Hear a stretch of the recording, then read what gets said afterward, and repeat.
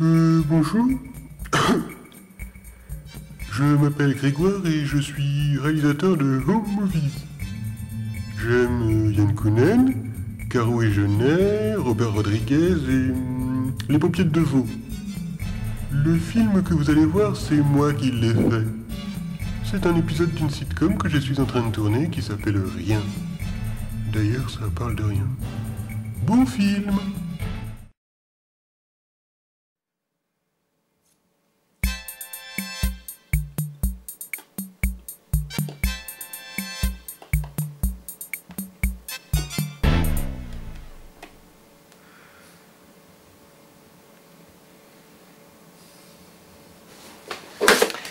Ça, c'est malin, ça.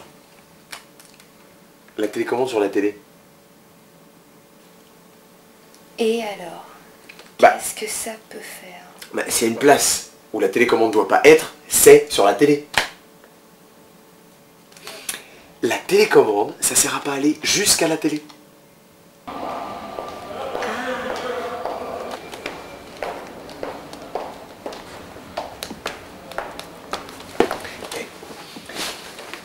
Quand j'étais petit, ma série préférée, c'était Galactica.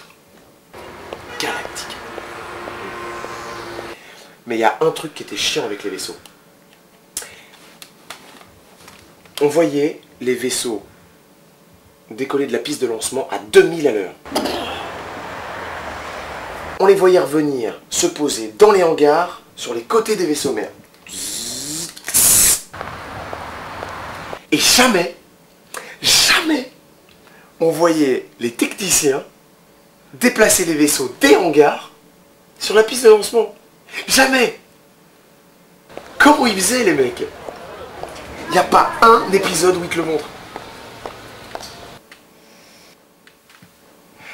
Ma série préférée, c'était Ma sorcière bien-aimée.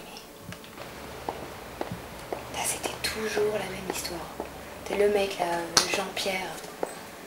Chaque fois, il ramenait son boss à la maison. Et à chaque fois, il devait encaisser les conneries de sa femme et de sa belle-mère. Mais moi, je sais pas, au bout de 2 fois, j'aurais compris. Je l'aurais amené bouffer au resto. Ma sorcière bien-aimée, ça fait partie des séries qui ont vachement bien marché à l'époque.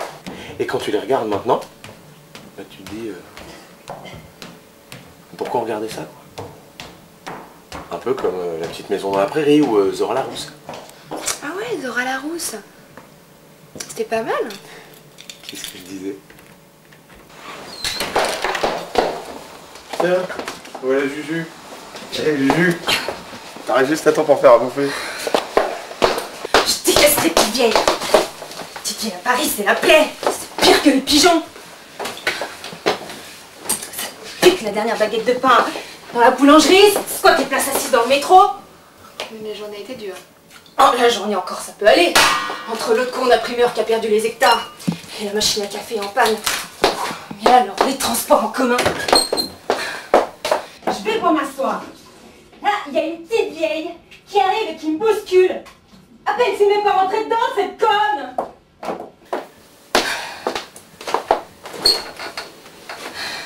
Et le pire, c'est que pendant tout le trajet, elle a pas arrêté de me mater dans les yeux, mais je l'aurais aimé buter.